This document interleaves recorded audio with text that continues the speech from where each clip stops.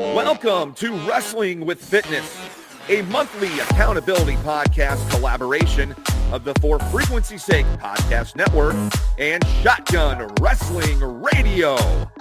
Here are your hosts, Shotgun Wrestling Radio's Zach Takis and the Wizard CZ from the card, Subject to Change.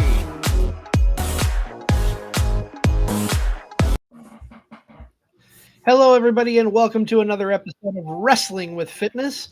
I am the Wizard CZ, part of Card Subject to Change on the For Frequency's Sake Podcast Network. I do have my trusty co-host with me. We'll get to him in just a moment because I do have to mention that we are hosted by the For Frequency's Sake Podcast Network, and they are sponsored by Durham Remodeling and Ryan Allison Tattoo. But joining me on our accountability journey, as always, is my good friend, Zach Takis. Zach, how you feeling, my friend? I wish it would cool down. Other than that, it's, it's Iowa. Just a little bit toasty out there. No, I'm doing good, though. How you guys doing? Doing good. Same. Sweating, everything at all times. Yes, like even the gym, like the last couple weeks, even it's just been humid. Like you walk in and you just feel the humidity even in the gym. It's like ugh. Yeah, luckily I don't have to deal with that at mine because my gym's in my basement, so it's always a cool 70 degrees down there. So I almost have to wear a sweatshirt to get warmed up a little bit. I'm almost too cold. Yeah, our home treadmill's in the basement, so when I'm doing my non-gym days and I'm just doing my cardio at home, it's definitely a lot cooler. Well, I would feel bad if we didn't actually introduce our guest today. Joining us on Wrestling with Fitness this month is the Golden God Bryce Jordyn. Bryce, welcome to the show. Of course, thank you for having me. I mean, they already should know who I am. You shouldn't have to introduce me. They should already know. Been a staple in the Midwest scene for quite a while now. Fair. And they should know me all over the world. But I'll leave Midwest for now. No, that's very fair. So now I know you said we should know who you are, and Zach and I do know you. But for those who don't, tell us a little about yourself. Yeah, so like I said, I'm Bryce Jordyn. I've been doing the pro wrestling thing for a little while now. Started training like 2018 on my first match 2019. So I've been doing this for a while now. Not as long as other people, but still been doing it a fair amount of time. I mean, man, trying to think. Just I love pro wrestling. I love working out, trying to stay fit, and I think that's kind of like a good reason to be on with you guys, right? It's kind of like accept the invitation. I think this is something that's cool that you guys are doing, and I'm really looking forward to see how everything turns out. Appreciate that. I'm looking forward to dropping some weight, but I've been struggling for the last couple of months, as I mentioned that last month. But I'm doing my best. Every journey is different, exactly, right? And that's something I try to tell people is you got to take it, day by day with this. You can't look at your final destination right away. Because if you do, you're just going to feel disappointed and sad that you're not already there. You know what I mean? Like if you always look at the end result and, you're like, all right, it's good to keep it in your mind. Don't get me wrong. It's good to keep in your mind, hey, I want to look a certain way. I want to feel better. But if you're just hardcore zoned in and you don't take it the day by day, you're going to let those days slip by and then you're going to realize you never got there. So taking that approach at least will help you get to the end point. Gotta smell the roses. Gotta smell the roses every day. Well, man, one of the reasons that we wanted to have you on, I think it was the Death Dealer who sent us a message of some good guys who would be a good idea to have on. He said you would be a good one because you do a lot in your day job with physical therapy, if I'm not mistaken. Yep, I'm a physical therapy assistant. I've been doing that for about a year now. So I've been able to help a large, client base with patient base with it because I'm able to help. I work at the University of Northern Iowa's location for Cedar Valley Medical Specialists. And so I get to see a wide range of both kind of the older population and younger population that are trying to rehab back into sports. And how do you feel like with what you do in your personal life, how do you feel like that helps you with professional wrestling? The main thing is just taking care of your own body. You know, one thing that I feel like a lot of people skip out on and that they really need to do is stretching. Stretching is super important, and not a lot of people do. Yeah, exactly. You're like, I gotta use my time efficiently, right? I gotta do the workout. I gotta do the walk. I gotta do the run, whatever you gotta do, right? And you're like, okay, well, hey, I just spent 30 minutes doing this. I still have to get home. I have to make food, take care of the kid, take care of the dog, cat, whatever you have in your life. I mean, you have busy lives. So taking that time to either at the end of the night doing good static stretches, you know, making yourself a little routine before you go to bed. Also, it'll help your sleep.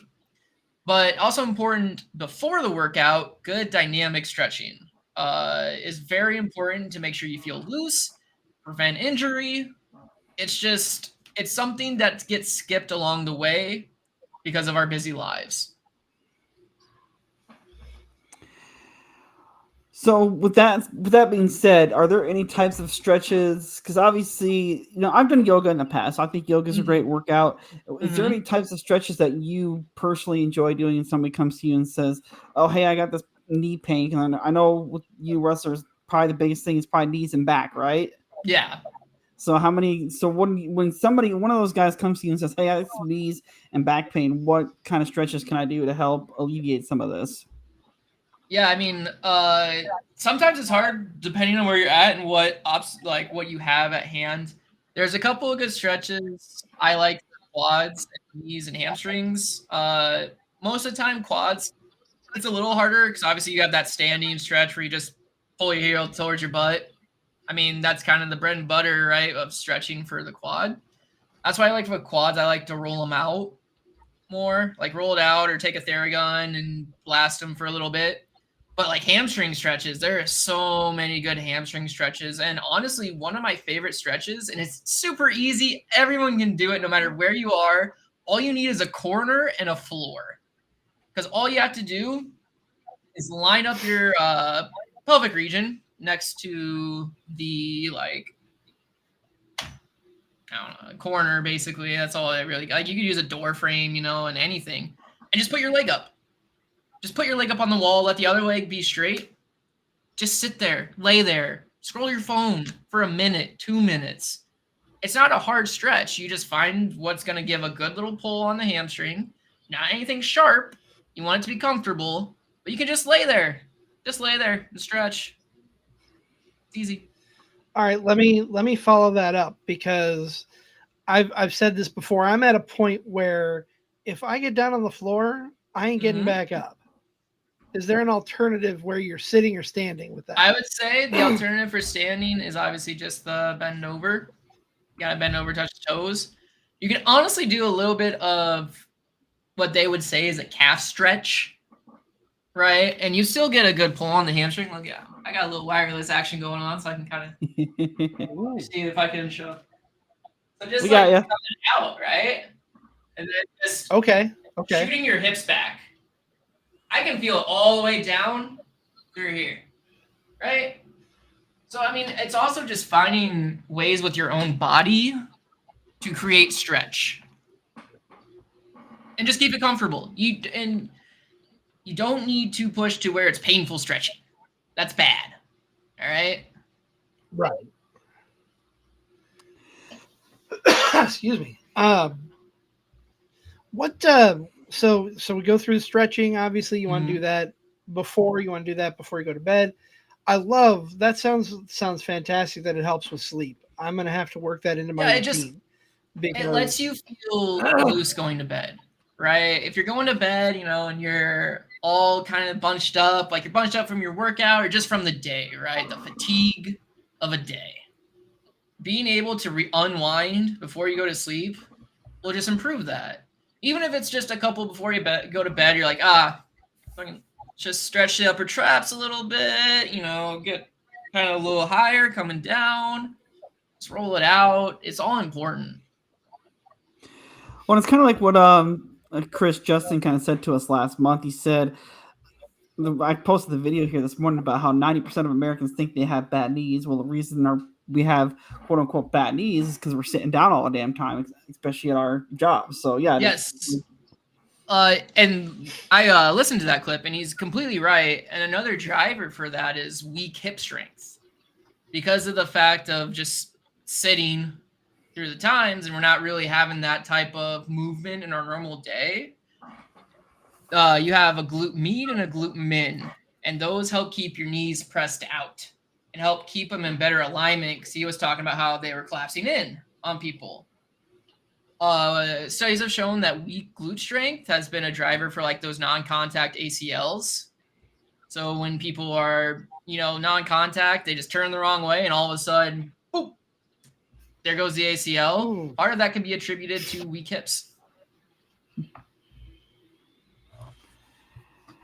That does not sound fun. Yeah, I can attest for sitting at a desk all day because I have a job where I'm on the phone. So I have to be logged into the system waiting for a call. It's not like I have the luxury most of the time to get up and walk for 5-10 minutes at a time because my boss is going to yell at me. Why aren't you on the phone? Not that he would. He would just He's be not like, that hey. kind of boss, but yeah, he'd be on my case. I mean, I do get up as much as I can. I'm being diabetic. I drink a lot of water. It goes through me real quick. So probably once an hour to an hour and a half, I'm going to the bathroom. So I'm up and moving, but not as much as I could be because I got to get back to sitting and being on those phones. Right. One thing I've noticed that's become popular, I'm not sure how much, because I've never done it myself. People have been getting those like little like bikes where it's literally just flat little thing, 2 little bars, put your feet in, and you can just pedal. Yeah. And I mean, at least at that point, you're keeping circulation. You're keeping some movement, right? You're burning some calories because you're doing something rather than just staying sedentary. But it's understandable. That's where it's a problem, especially like Justin was saying, this day and age, we're so technology driven that, I mean, that's a lot of jobs right now. It's just sitting on the phones, calling people, answering phone calls. That's where I get lucky, and I'm at the physical therapy spot. I get to be on my feet. I get to show exercises, show stretches. It's just been great for me for that. Now, getting to your physical therapy stuff, do you have any like certain success stories that you've been able to be a part of, whether it be helping a certain client reach point A, B, C, D, that you were extremely proud of, that just because you knew it was the work that you did, that really helped them kind of, I guess, regain confidence or, alleviate some pain? What are some of your favorite success stories? Yeah, I've been fortunate that I have really great physical therapists that I work with, that I work under. And so they do a really good job at functional retraining, right? When you come in, we're getting you up and we're getting you moving more than anything else. So, I mean, there's been times we've had people with knee replacements, and they'll come in and I don't know if you know anything about knee replacements, but they suck. They're rough. So being able to see someone go from requiring a walker to getting back into climbing stairs and being able to walk a mile and being able to do at least their everyday activities with no issue, and then get them back out into the world. Like I said, I've been fortunate enough to work with athletes, which is always awesome to see them come in at their lowest. I mean, right? Being injured sucks. It's the worst thing ever. I would know. And so being able to get them back to where they need to be on the field, on the court, in a pool, no matter where it is, it's just super rewarding to see. And that's the same like being appreciative, like you guys keeping accountability for each other. That's another way to do it. You keep someone accountable. They have to come in and they have to get better, and they have to be accountable for that because they could just not come. No one's forcing them to, right? So being able to just better yourself daily, if it's better than 5%, 10%, 50%, or just 1% better each day, that's still better than the day before. Well, like I feel like I say it here every month on the show, the toughest part 95% of the time is just, showing up. getting to your gym, getting to your physical therapy. 95% of the hardest part of what we do is getting yourself to go there. And, I've said it here. There's definitely days where I don't want to, but I still do it because I know at the end of it, I'm going to feel great because it always helps me clear my mind. Like, that's one thing I've noticed the past 6 months since I've been working out really consistently since January, that it helps clear my mind to no end. So I'm like, I may not want to do it, but I know I have to do it. Yeah, those are the most important days. The days that you go, dude, I don't want to do this. I want to go home. I want to relax, take off my shoes, lay on my comfy couch, my comfy chair, watch my favorite TV show. Definitely not Monday Night Raw. And SmackDown. No. AEW, no. You have all these options, right? And especially in this day and age where we have so many amazing things that we can do with our time. Those are the important days that you just need to lock in and get to the gym. Even if it's 5 minutes, it's better than 0. Yeah. Yep. Yeah, even just a light, like you said, 5-minute doing whatever it is there, or doing light little 30-minute cardio walk, throw on an TV episode on your phone, do a little cardio. By the time that TV episode's done, hey, guess what? You just walked for 25 minutes on a treadmill. And that's the other thing too. You get there, right? You get there and you go, all right, it was 5 minutes, fine. I'll do something. After that 5 minutes are done, you're gonna be like, shit, can't leave off on 5 minutes. I'm here. I might as well do something, right? Like, I might as well do something. So, like you said, it's just the battle is getting there. The battle is being able to keep yourself accountable to getting to where you want to be. For sure. Bryce, being fitness minded like you are, what do you say to someone who is just starting on their journey or who's hit a speed bump? Just starting, don't overdo it. You don't need to go to the gym every day for 2 hours, right? Especially as a beginning lifter, because you're gonna create burnout eventually, and you're gonna get really sore, and you're gonna say, "Why the hell did I do this?" Especially like beginning lifters, like you could go 3 days. Go 3 days, and if you're feeling froggy, go 4th. Right? And like I said, you don't need to get trapped in the bodybuilders that go for 2 hours, because guess what? We're not bodybuilders. Yeah. Our job isn't to have, Ronnie Coleman-esque body or a Jay Cutler-esque body or the new ones of Chris Bumstead, Sam Sulek. Like they're those guys for a reason. You are you. You don't need to be that. You just need to be what you want to accept. And so I think it's just really important not to create burnout early on. And for someone that is in a hump, it's you have to look inside and you have to see what your goals are. If you've hit a plateau and you've realized, hey, I'm doing it, but I'm not getting the same results. You have to look, okay, have I been doing the same thing for weeks and weeks and weeks on end and haven't changed anything? Like, it worked before. Like, how come? Progressive overload. You have to up it. Otherwise, body's going to stay right where it's at. Yeah. I want to say, when I first started going really consistently back in January, I was really only doing about 3 days a week. And I think I did that up until February. And I think it was around March where I said, on my non-gym days, I'm just going to do some light cardio at home. I have a treadmill at home. I might as well use it. And so that way it's like I can still get that, 30-minute exercise in on my non-gym days. So then I started doing that and started pretty much doing, 6 days a week of exercising. If it was just 30-minute walk at home or taking the dog for a 30-minute walk. And that way you're still getting moving, because they say 30 minutes a day is, supposed to be kind of the ideal time frame for you. Yeah. And especially like with cardio based stuff, right? One of the big things, if you have one, if you don't, it's fine. But like heart rate, right? When they talk about target heart rate, there's different rates you need to hit in order to become different types. Like you have your cardio, and you have just like your fat burning, and then obviously you just have like light cardio, right? At a point, it goes from fat burning to cardio. So keeping within the rep ranges, I can't remember what they are off the top of my head. It's like 126 to 145 is somewhere within like fat burning. And then past that, it's just straight cardio considered. But I could be very wrong. And these are numbers I'm trying to pull back from just knowledge in my head. So if I can think back, so I have a Fitbit that helps me keep track of that. I'm trying to remember where the numbers changed. I think it's in the 30s, the low 30s, where it goes into cardio.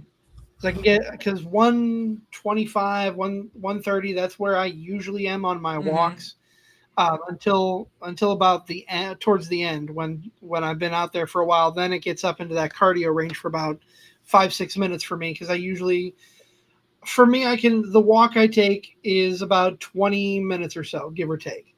Just that's where I am right now. Some days I'm like, man, I want to go more, but I'm going to collapse. I got to go home. But other days I'm like, man, why the hell am I out here? But if I remember correctly, it's somewhere in the lower 30s where that changes. But because like I said, I keep track on my Fitbit. You know, it's funny. I always say these things, right? And you're like, oh, I wish there's some way. Just some way that I could find this information. You know, it's not like we all have supercomputers in our pockets at all times. Hey, guys, just remember our math teachers lied to us for all those years. Exactly. I mean, they always tried to tell us you're not always going to have a calculator on you. Well, you're wrong. You know, and you want to find the number, the American Heart Association, they're great about this. They have all sorts of information about that and all sorts of information about your heart, which you should take care of. Your ticker is important. Now, you said you started doing your wrestling training roughly about 2018. Was at that time were you kind of also starting to get into the physical therapy stuff as well? No, so actually physical therapy stuff I didn't get into until about 23. So I finished my last rotation this time last year, and that's 2024. Yes. So it was like 23 that I went back to school. I quit my job, went back to school, went for the PTA program over at Hawkeye Community College because it's a 2-year program. So maybe I started in 22, somewhere within there. But I just started recently. The reason I eventually got back into it is because when I was young, I got hurt and I was able to get to someone in physical therapy to help me. So I was like, I want to be able to do that for someone. I'm not in finance. I was working a finance job. I'm not a finance person. I'm not a sell you like a motor car type person. You know what I mean? So like being able to help people physically is something that I wanted to do for a while. So it happened after the fact. I did start my fitness journey though, pretty much around the time that I started wrestling though. Cause I was a runner. I was a skinny little runner. Talk about that a little bit. What was it like heading into training to become a pro wrestler? What was your regimen then, and how has it evolved over the years? So usually it was Saturdays were training days, which turned into Sunday training days. But usually I would try to get to the gym 4 to 5 times throughout the week. I would have like your generic push-pull legs, right? So being able to hit, the pulling movements, the pushing movements, and then legs. After the chest, you got to hit the chest again, and then you have to hit the chest again, and then you have to hit the tries. You just got to keep rolling, and that's why like I was saying earlier, for like early lifters, the 3-day works great. If you want to hit a push, if you were like, hey, I hear about push-pull legs, I got to do the push-pull legs. Monday, Wednesday, Friday. Push, pull, legs. Or if you want to switch it up, legs, push, pull. However you want to do it, right? You don't have to follow the same guidance as everyone else because you're your own person. Yeah. And my routine from what I and it often varies based on what machines are available. And it's starting to get a little bit trickier now because Planet Fitness, they started doing the free high schoolers get in free throughout the summer thing. So it gets a little bit more crowded during the times that I workout, so sometimes it's a little bit different than what I would like. So I always do half hour on the treadmill, kind of get things warmed up a little bit. Then I'll do either like machines, like workout on machines. One day I might do like my last workout on Tuesday. I did all just free weight stuff. I just did free weights, and then tomorrow on Thursday it'll probably be a leg day, and I'll do legs on Thursday. Yeah, and exactly. I hate leg day. Oh, hey, listen. There's a reason they make these types of shirts, right? I mean, leg day is the worst, but it's one of the most important ones. It's one of the ones that, you have to really try to get in. That's why there's been times I've really advocated, hey, put leg day as your first day. That way you can't go, I'm just so tired from my, I did deadlifts on pull day. It's just like, I did legs. Like, I don't really need legs. Legs are important. Otherwise, you're going to fall over. And I haven't quite found my my routine yet. Excuse me. So for me, it's been more, if it's nice out, I'll go for a walk. And then Monday, Wednesday, Friday, if I don't go to the gym, I am in my room. I've got a set of different weights. I don't know what I was trying to say. Different weighing weights is what I was trying to say, but that sounded ridiculous in my head.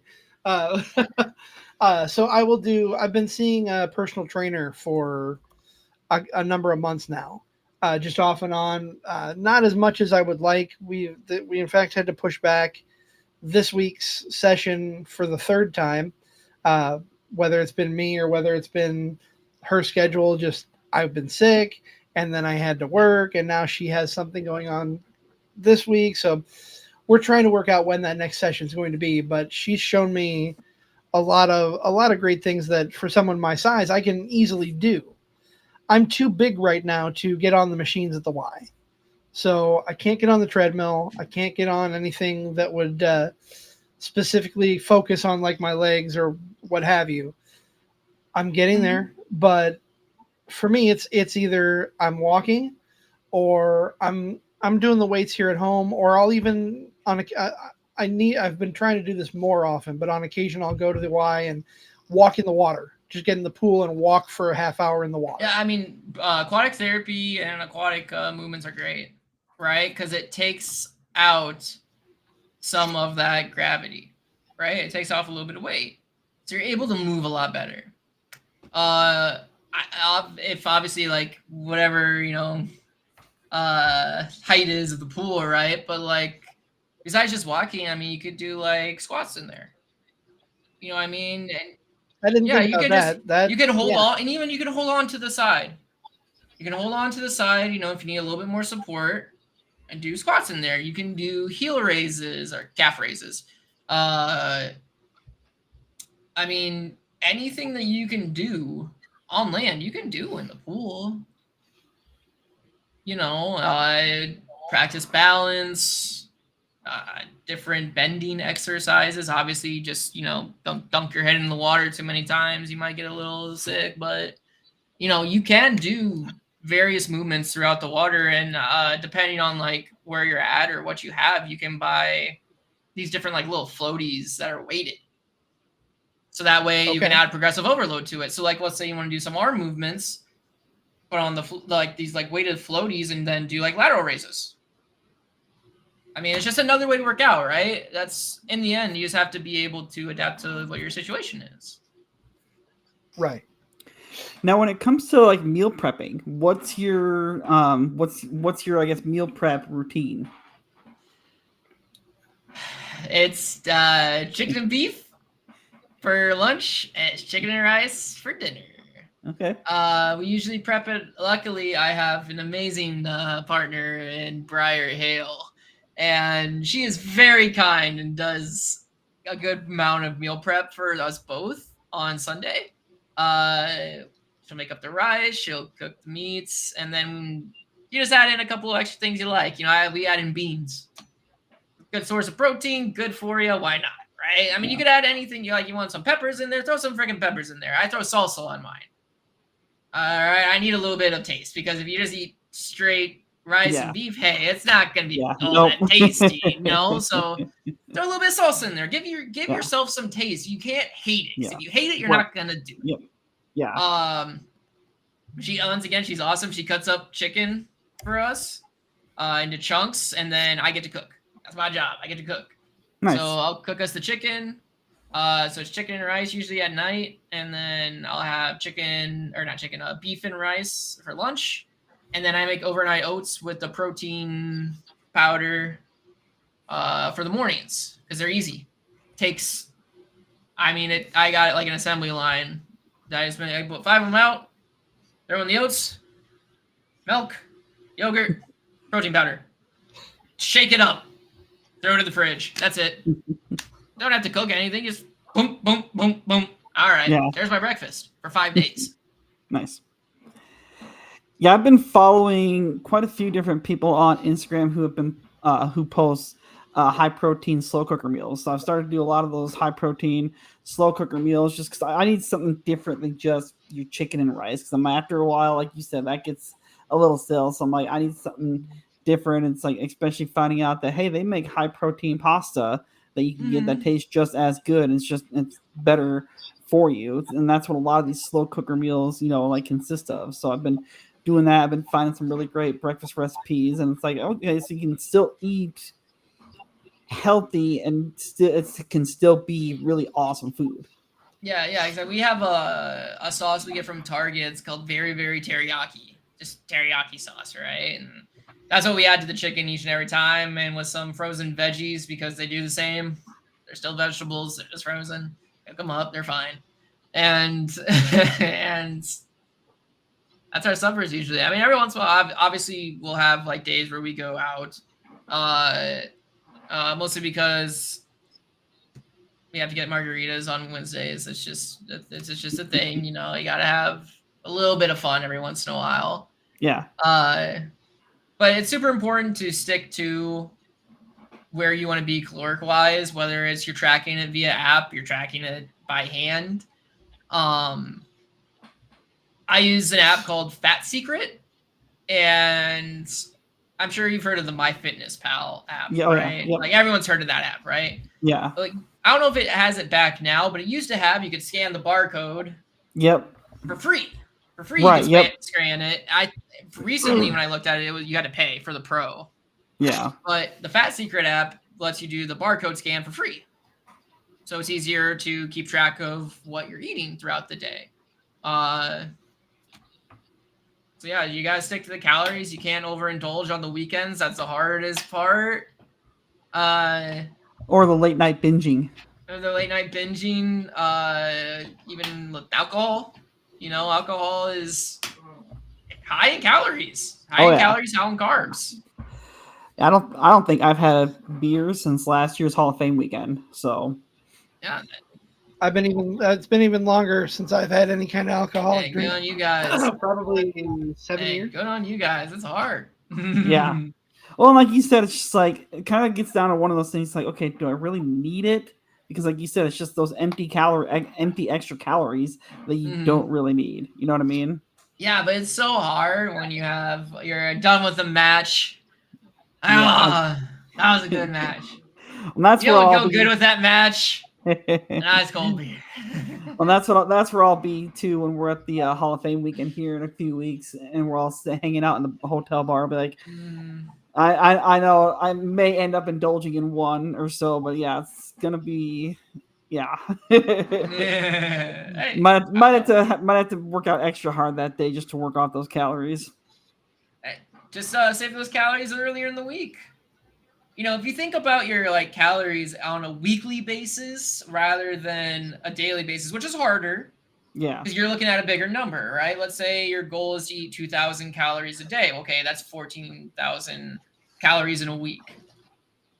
I mean, you cut out 100 throughout the day. Hey, look, now you can drink 6 beers on Saturday as long as you stay to your other calorie stuff and you don't go over. Right? Like, obviously that's just like a throw in, but you can think of your caloric intake throughout the day, or you can think of it weekly. Right. And at the end of the week, you have to hit that same, output. So when it comes to, just wrestling and fitness in general, are there any wrestlers that you like to follow who are really good at posting their kind of fitness routine or meal prep routine? I know Tommaso Ciampa's been really good about posting his stuff here lately over on his You're reading my mind. over on his Instagram. But for you, is there anybody that you follow that's really good about posting their kind of routine? I don't think so. I don't think I really have anyone that really like posts anything that, goes through it. The only person I follow that like kind of posts like different routines, and is someone I've been working with for personal training as well, is Luke Arrowwood. Arrowwood's Active Aging. He will post different little routines throughout the week that are great. And working with him has been awesome. So I highly recommend, giving him a check, looking at his page, seeing what he's all about, because he's a cool guy and very knowledgeable. And he's also part of the Absolute Pro Wrestling Training Academy, if I'm not mistaken. Yeah, so he helps with creating training protein and meal prep situations, so that way guys are able to have a program and have some sort of direction with diet. Because diets, I feel, is harder than even the working out. Like keeping to a strict diet is hard, and it sucks, right? Because like you said, hey, you're like, okay, do I have chicken and rice for the umpteenth time, or do I go get a Doritos, Nachos, Locos, Tacos from Taco Bell with a Baja Blast, right? I mean, I know in the end which one I'd love to choose, but and it all comes down to really discipline too in that regard, which is something that I am struggling with for sure. It's hard. One thing that's been fortunate, for me, is I'm okay with the same. I'm okay with, honestly, you know what? If it tastes all right the next day, whatever, dog. I'm fine. That's why I'm able to do. It's not for everyone doing chicken and beef, chicken and rice, overnight oats. It's literally what I've been having for the last year. Is there a preferred method when you're cooking when you're doing your meal prep? Do you use like an air fryer? Do you put it in the oven? What's your preferred preparation method? Just out of curiosity. Stovetop cook chicken, stovetop cook beef. I have a rice maker for rice, which is a lifesaver. If you ever want to get really invested in rice, trust me, just get a nice rice maker. It's amazing. And all you have to do is put in the rice, put it in water, let it sit. Yeah. There's been I have heard that the crock pots, slow cookers, meals are good. I have what I need with what it is. I get beef, I get chicken, I get my carbs, and I add in a little bit here and there, a protein shake here or there, and hit whatever protein goal is and hit whatever my calorie goal is, and I try to stick to it best as I can. So speaking of the protein shakes, do you have a favorite one? Because I've recently been drinking one after my workouts that tastes like Fruity Pebbles, and it's delicious. I know which one you're talking about. Because I always change it up. Yeah. Just because over time. Right now I think I have a cookies and cream. I saw that one. Way. Yeah, I saw that one. I was looking at maybe trying that one out next. The only problem that I'm running into is I'm becoming more and more allergic to dairy products. Oh, yeah, I can't do milk, which sucks because guess what's a great bulker? Chocolate milk. Guess what tastes great? Chocolate milk. Yep. But if I have milk, I start throwing up violently and my throat closes up. So, I think maybe I shouldn't do that. That sucks. And so recently with the protein, unfortunately, it started to make me feel really bloated and gross and break out into little hives. Oh, man. So I'm going to have to find vegan protein powder or plant-based protein powder to here soon, which is not something I'm looking forward to. But hey, it's life, right? You got to find a way. Yeah.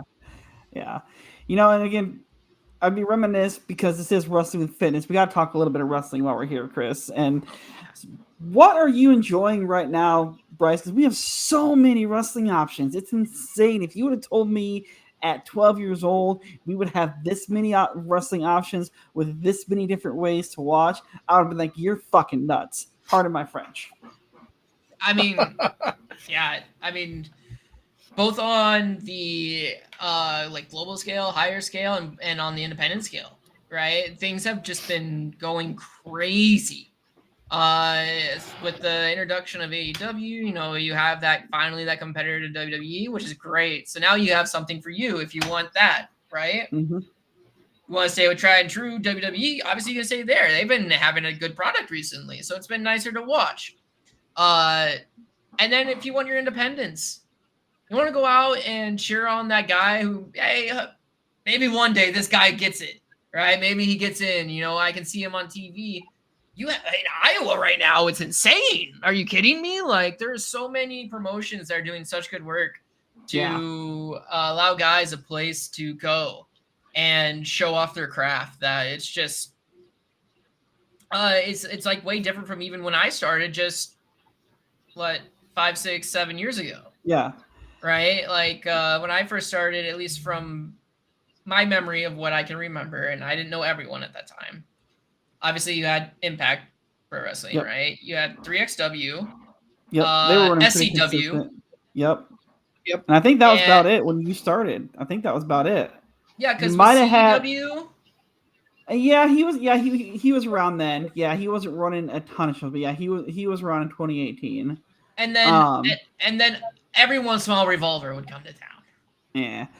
And then I think around that time too. Maybe that's when they started up the Rugged promotion in Marshalltown. Rugged started about either halfway into my first year or about into my first year is when Rugged came around. Yeah. But yeah, I'm like you, man. Like when I started going to independence in 2005, it was pretty much 3XW, and I think SCW Pro was maybe running at the time, but I'm not 100% sure on that one. Mm-hmm. And yeah, to see where we've become since then, it's insane. There's a different show every damn weekend. Oh yeah, I mean, and there's newcomers coming, from everywhere now as well. You had a Live Pro Wrestling. They just started it up. Yep. Obviously, hey, this weekend in Des Moines, social. Yep. Come on out, see me. That's right. That show looks like it's gonna be a lot of fun too. Oh, it's gonna be a hell of a time, and then I'm gonna win the Red X title, and now I gotta keep the goal around my waist and around my neck. So, but yeah, I mean, it's awesome to see how it's evolved. And obviously you got to give it out to the other guys also. You got Madhouse, obviously Absolute Pro Wrestling, doing their things as well as like kind of the newcomers. To think about, it's only been 3 years for those guys as well. Like, yep. So you're going to be in the Scramble match this coming weekend here for Social X. You've done a couple Scramble matches in the past before, haven't you? Yeah.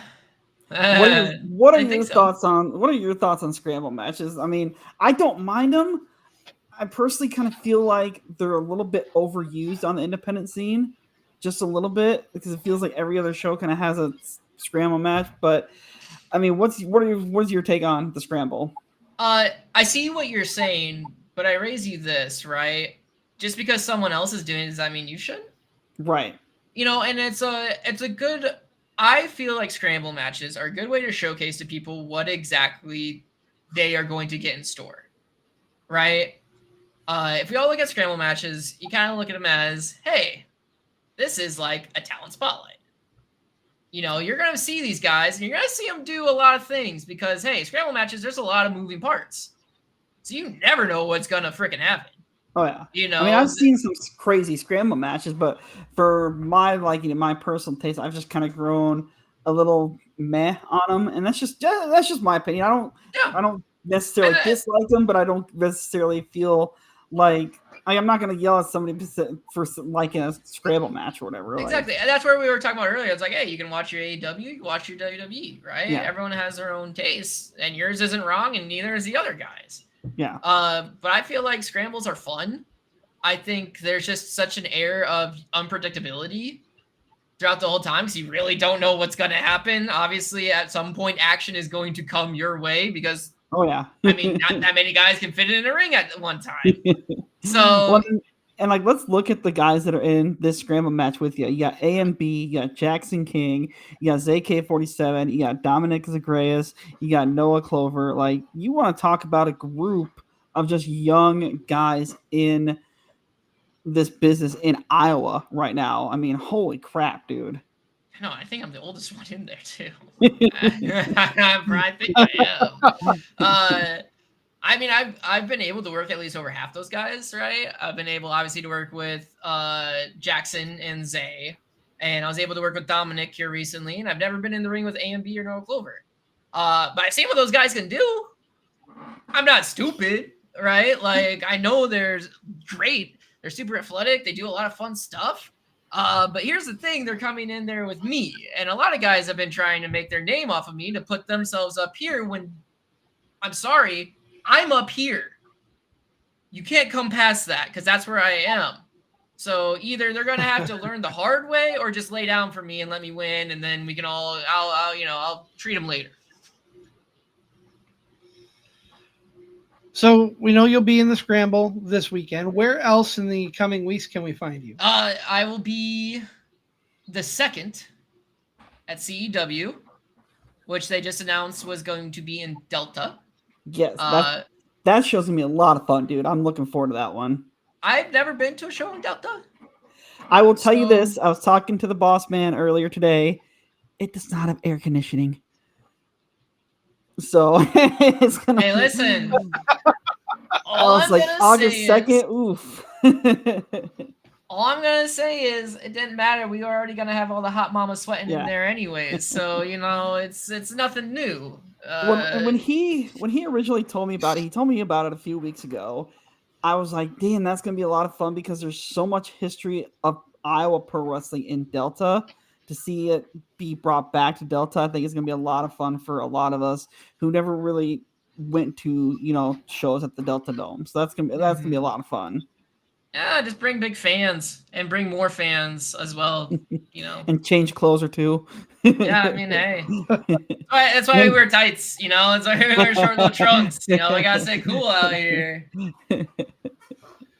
I'm sad to say I won't make that show. I really want to, but since we do reviews of WWE and AEW over on Card Subject to Change, that is SummerSlam weekend, and we're committed to those shows. So I can't miss it. Is it really SummerSlam? Yep. Yeah, the first 2-night SummerSlam this year. Nah.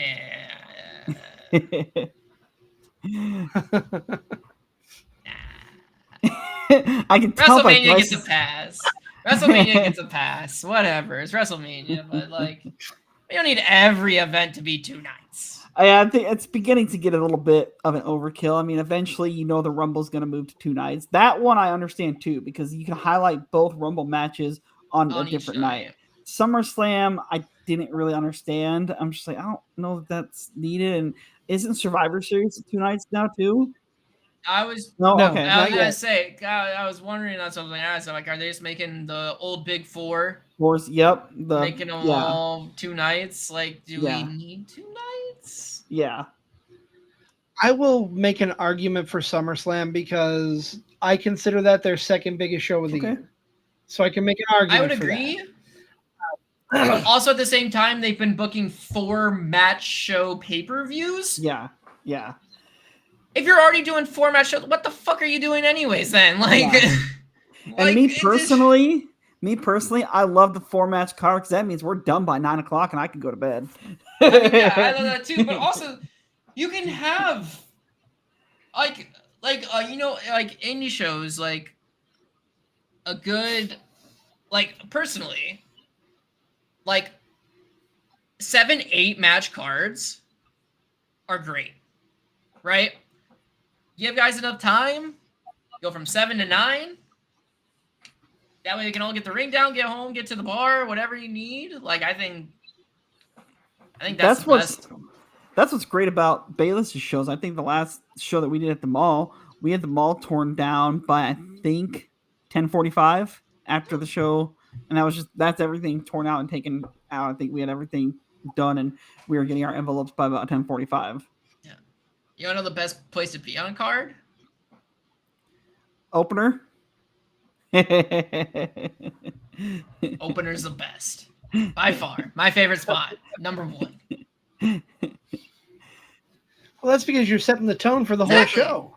You get to go out there and you get to be those people's first interaction. Yeah. You know, you get to be what they see first. And especially for people that don't go to wrestling shows. Right. Right? If they don't go to a wrestling show, they don't know what to do. They don't understand what's going on. Like, they don't know that you're supposed to cheer for one guy and you're supposed to boo the other. Right? So it's, you know, that's your job. You go out there and show them why they love you. You go out there and you show them why you're a dick. Well, and I know that's something that, you know, Chris Jericho's always mentioned too. He's like, if I'm not going to be in the main event, put me in the opener. Because, you set the tone for the rest of the night. Yeah. I mean, there's been times where I've been listed for, like, main event spots. And I'm like, man, I wish I was number 1. I wish I was the first place out there. It's like, and not saying that, you know, it's like, I'm downplaying the main event. You know what I mean? It's just, God, there's something about being that first match, that first interaction. It's just, it's my favorite. For sure. Well, Bryce, we're getting we like to keep things between about 45 to an hour. I know we're getting real close to that hour mark. One thing I want to make sure we get people to know is where we can follow you on socials if we want to see your for stuff. Sure. Instagram, Bryce Jordyn, Facebook Bryce Jordyn, X, aka Twitter, Bryce Jordyn. You can find me on there. Fortunately, I'm terrible at social media. Like, here's the thing. I hate social media. I absolutely despise it. I hate getting on it. I know I need to be better about it because this is a freaking social media driven type business, and just in general, nowadays, everything is social media. Yeah. Right. So, like, it's something I need to be better about, but I've been saying that for like 6 years. So,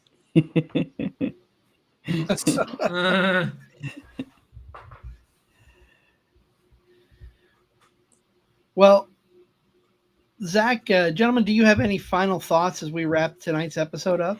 You know, I would tell everybody that's on this journey with us, you know, keep pushing. One quote that I've kept coming back to here very recently: you got to be your own biggest fan. If you're not going to cheer for yourself when you succeed, how do you expect anybody else to cheer for you? Oh, for sure. Bryce, any closing comments from you? Yeah, kind of like I was saying earlier, you know, have that end goal in mind, but enjoy the drive along the way. Because if you start to not enjoy it, then you can change it sooner than later. You know, you can find a way to change that drive to better suit you and your needs rather than continuing along the same course, just hating every single day. That's what I'd say. Also, if you're ever stuck, ChatGPT, if you know how to use it, use it. It does create generalized programs. If you're like, hey, I can't afford a personal trainer, anything like that, unfortunately, AI is kind of the way to go. There's been a lot of things using AI. Yeah. So just throw in ChatGPT. Hey, this is my goal. I need a personalized program. Obviously, the only thing that's bad about ChatGPT is you don't get that personal connection. You're not with the person. So you have to rely on a little bit of your own knowledge and trusting that what it's telling you is the right way to go. Yeah. Well, I will share my final thought, and it's more of I am going to make a mid-year resolution. I have been very non-social media on our page, Zach. I'm sure you've noticed for the last couple of months, just popping up every once in a while. I used to write a blog every week, and I'm going to get back to that.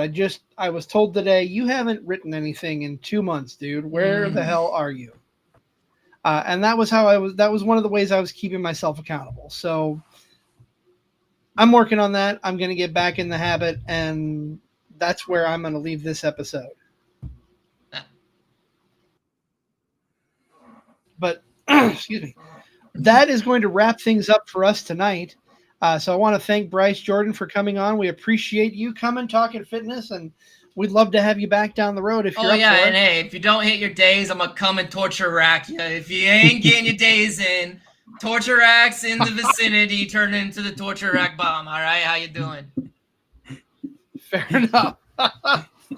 All right. Well, for my partner, the host of Shotgun Wrestling Radio, Mr. Zach Takis, I am the Wizard CZ. You can also find me on Card Subject to Change.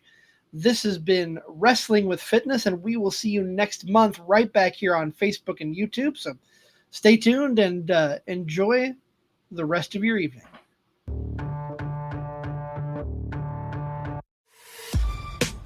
This has been a For Frequency's Sake Podcast Network production. For more great content, subscribe to For Frequency's Sake on YouTube, Facebook, and Twitter.